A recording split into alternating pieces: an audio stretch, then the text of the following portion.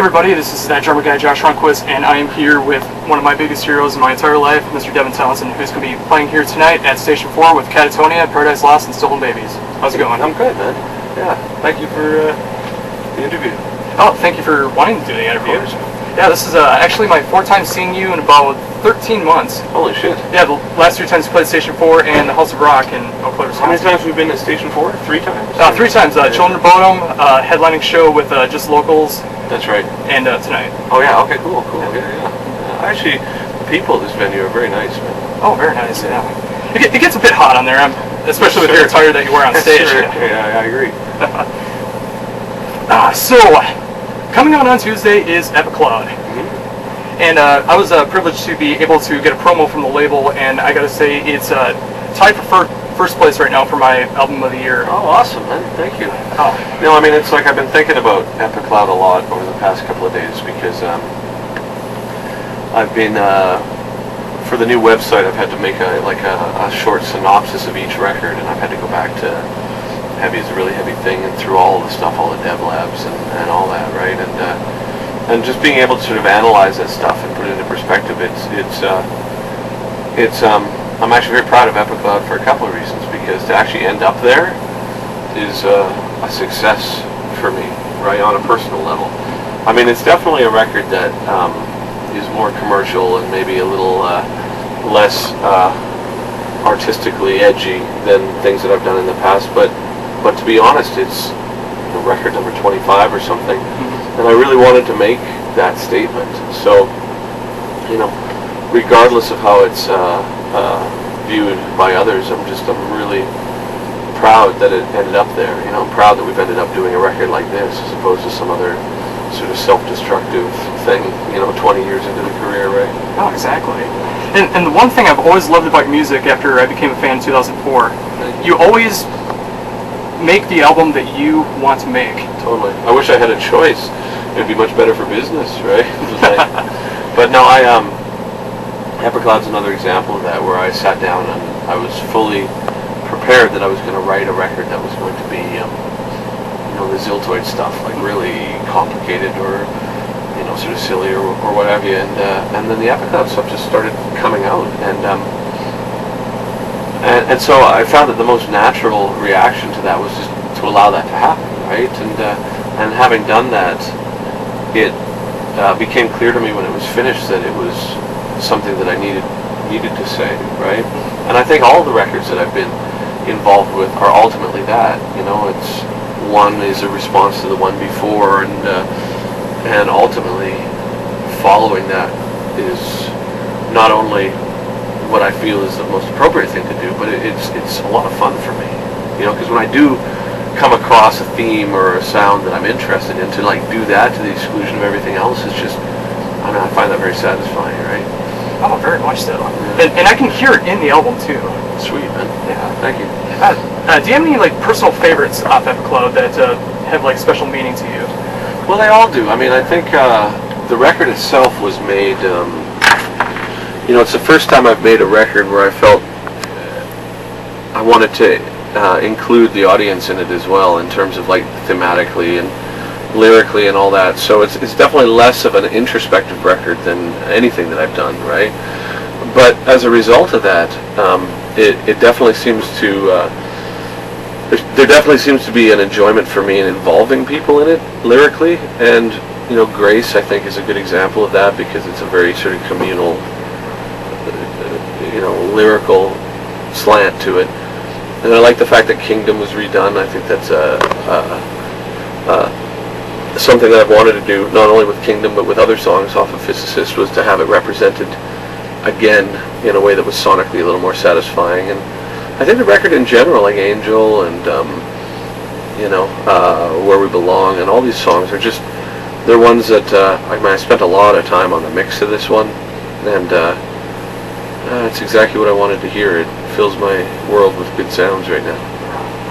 And it's definitely worked for me too, because the more I listen to it, I'm able to give it about 3 or 4 spins a day ever since I got sweet, it. Man. And I can start to hear different guitar parts, different soundscapes, drums, everything in there, and it just has it's the perfect like poppy, mainstream metal Devin Townsend album that I'd love to hear. That's great. I mean, that was the whole idea with it, is I wanted to make something like that. I mean, you know, I doubt that'll happen again, right? But I've never really made a record like that. So, you know, there's definitely a few people, you know, who have been interested in what I've done in the past that cry foul based on the fact that it is a little more accessible or compliant to people's ears, right? Right.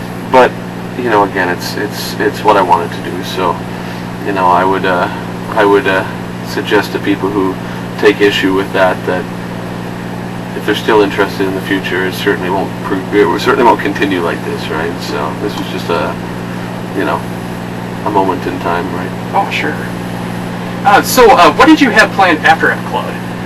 I'm currently working on this record, Casualties, which is right behind her, actually, in the CD player. Oh, but, cool. But it's like, you know, I'm in the demo stages of that, and it's, I've always wanted to do like a real old school sort of country sounding record, right?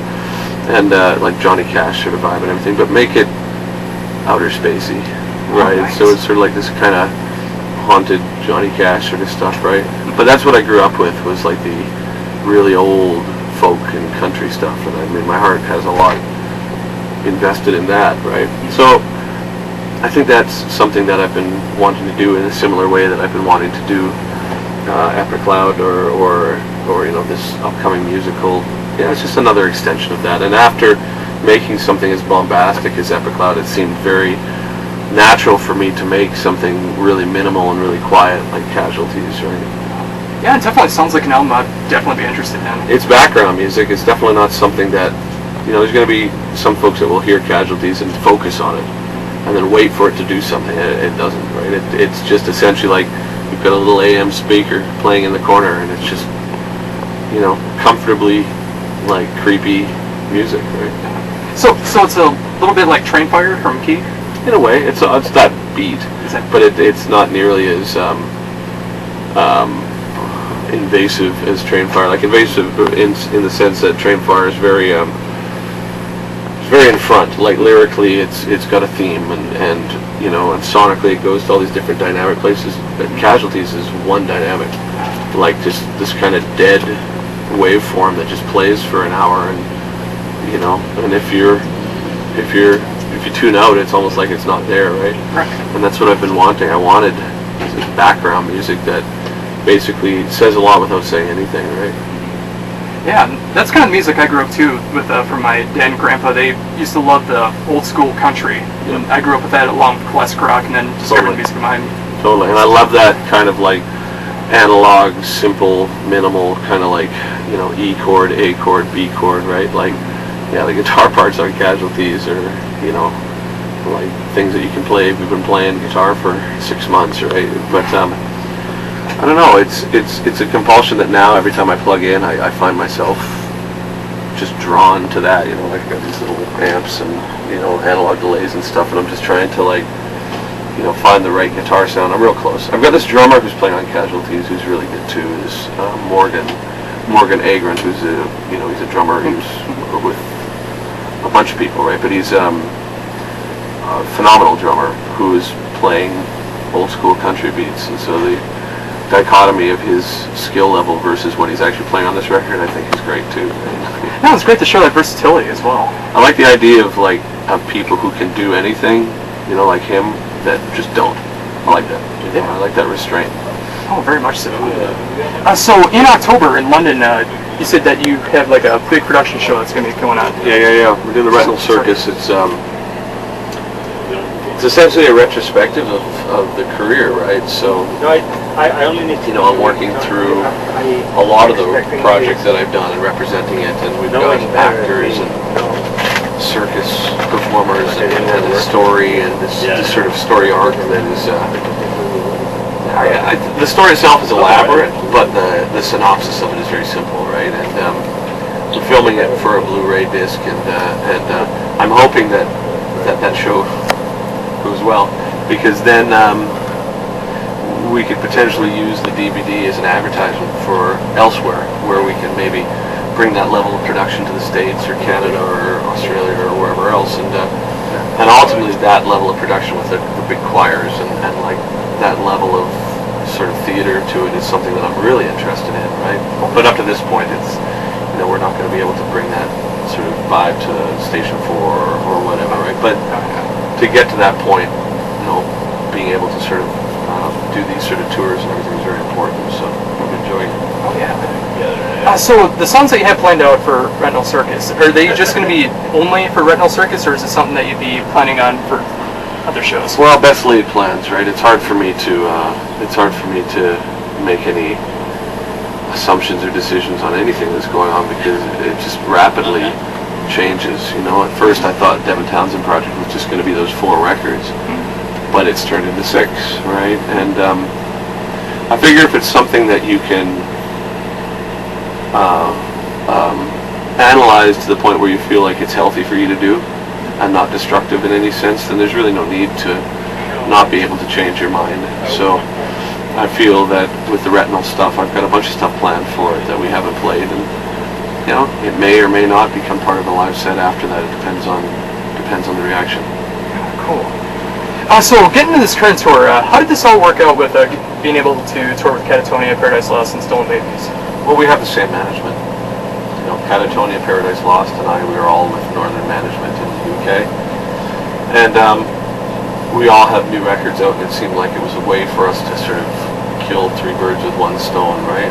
And at first I was concerned that it was going to be an odd pairing, but we found that interpersonally, like the bands are all very, very much on the same level.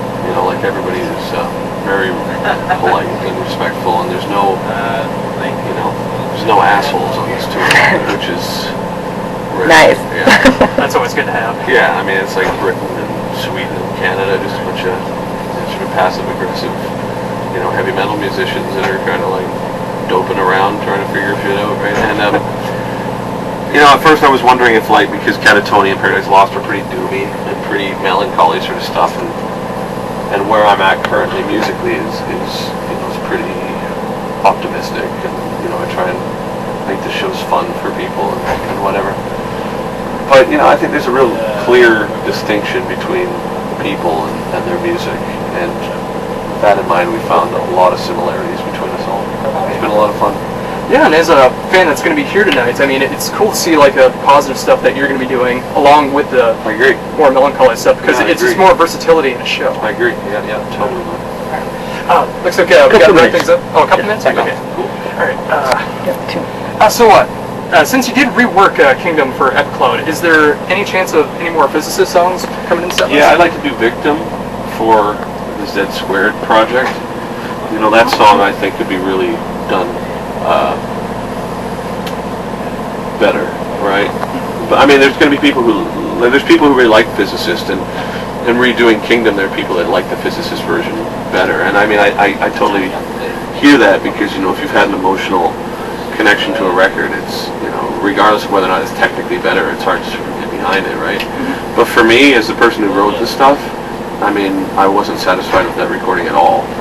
So anything could be better than it at this point for me, right? And I rarely listen to Physicist, if ever, right? So Victim I'd like to do again, yeah. Oh, cool. I'd love to hear part of that as well. I think so. I know it's on the back burner right now, or at least since you're working on Casualties, but what did you have in mind for Ziltoid Squared? Well, that's the big question, And I think Z Squared is going to be, if I have my way, a very big multimedia kind of project that includes not only the record, which I'm hoping to have the symphony and really have it rehearsed so it's a lot more film score-esque, right? But also I want to do an internet TV show, and hopefully a short film, and a lot of things. And I mean, I think there was an interview I did in the past year where I had said that Ziltoid was on the back burner, right? And it was, but not because I didn't want to do it, but just because I want to do it right. So when Epicloud started coming up, I realized that was something that was very important to me, so I put aside Ziltoid, which ultimately will help the Ziltoid project, because if I'm working on something that I don't want to be working on, it's only going to come out forced. Yeah, that's that's what I was hoping for too, because I know you're the kind of person that puts his entire heart and soul into an album, and I wouldn't want to have anything else on there. So if it takes a while for Ziltoid to come out, that is not a problem. It'll be worth the wait. Cool. Yeah. I mean, I've been so productive for so long that I think I need to take more time for the next one. It's important for me to be able to,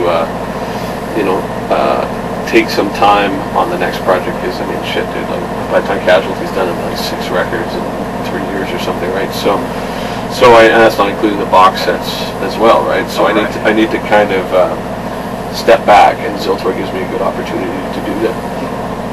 And like the first album, is it just going to be you on the album? No, it's going to be a lot of people. Cool. So just to wrap things up, is there anything else that you'd like to say that I haven't been able to cover yet? Well, I mean,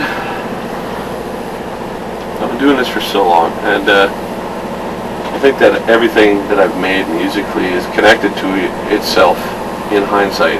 Definitely not on purpose in the beginning, but just as a result of moving from one thing to another. And there's going to be a certain amount of people that are going to be very confused by what I've done recently. But to me, it makes perfect sense. And the reason why Epicloud is the record it is because I'm trying to sort through my own self, I guess, and the records allow me the opportunity to do that. And by looking through my catalog, I see these cycles, right, where it's almost like bipolar kind of like cycles that end up in like self-destruction, like on Infinity and Alien, all those. But I think we've broken through that, and where that cycle would usually have ended up again is now, and Epicloud is the result, which is a very conscious decision and a very conscious motivation to be able to learn from the mistakes, right, and make a conscious positive statement, regardless of whether or not it's edgy, regardless of whether or not it's going to fit into some sort of clique. It's something that was very important for me to make that statement, because if you continue to make those mistakes, once you realize that there's patterns there, then you're just an idiot. But yeah, like I said, I mean, to me it's like the perfect album at the perfect time. Thanks, man. I like it a lot. Yeah. Thank you, dude.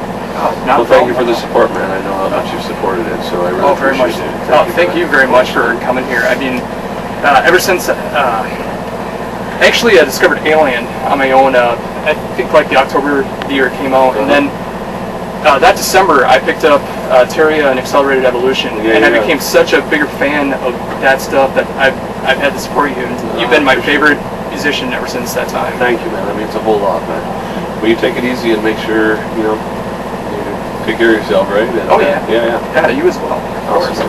And I'm looking forward to the show tonight. Me too, man. Once again, this is Mr. Devin Townsend. This is that drummer guy, Josh Runquist. Thank you. See you guys. And pick up Epicloud on Tuesday. It'll be worth it. Thank you. It's a pleasure, man. Thank you. Take it easy.